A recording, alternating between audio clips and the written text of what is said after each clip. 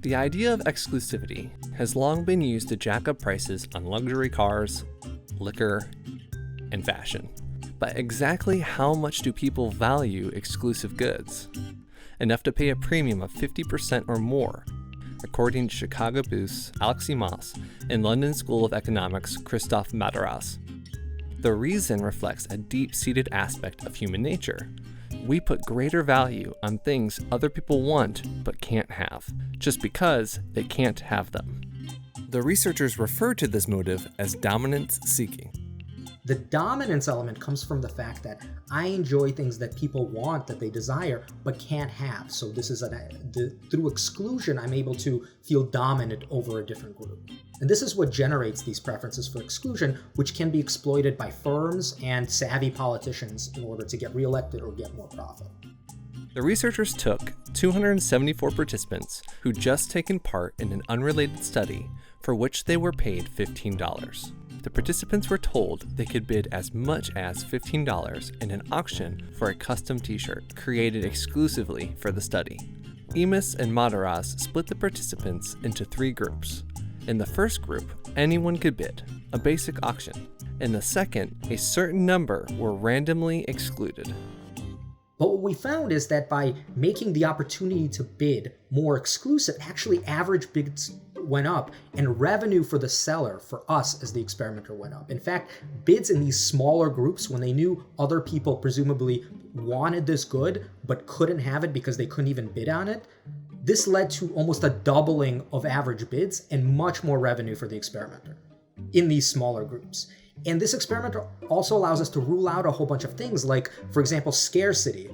Maybe people would think that, look, if you decrease the number of products, then these products are more valuable or something like that. Well, in both of these conditions, there was only one product. In both the exclusion and non-exclusion conditions, there was only one t-shirt that was being auctioned off. And this kind of shut down a lot of channels that could potentially explain this effect apart from this dominance-seeking motive. In the third group, the researchers only permitted bids from people who signaled they wanted the t-shirt. If they didn't want it, they were not allowed to bid. And now all of a sudden, there's no dominance motive because I know that if I get the good, the people who are excluded didn't really want the good as much as I did. They actually wanted it less. And we found that the effects of exclusion completely went away. The researchers say that this dominance motive is central to human behavior. I don't really know what I want necessarily, so I take other people's desires as my own preferences, and people's desires kind of mirroring each other in this mimetic manner. So psychologically, we think both the mimetic part and the dominance-seeking part is a very basic element of human motivation. The researchers say this motive is often exploited by companies and savvy politicians. A company might allow only a small portion of its customer base to receive a given product. Monopolistic companies, in particular, can charge the most because few customers able to access and afford its product available nowhere else will feel like they're getting something other people want but cannot have. The dominance motive can even affect people's preferences for policies and explain why people can prefer policies that would seem to run counter to their own self-interest. For example, this idea of minimum wage opposition being most concentrated in this second to last poorest group. And the idea is basically that, look, if the minimum wage increases, all of a sudden the people below me can actually get what I have. And I'm enjoying more because they can't have it. And so I'm opposed to these policies for that reason.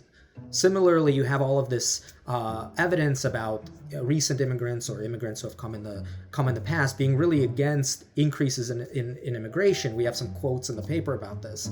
And it's this idea that, look, I actually know people who want what I have after I immigrated. And this makes me, in a very perverse, this is not a very ethical motive, it makes me feel pretty good about it. And so if immigration increases, then this kind of thing goes away, and I want to preserve that status quo.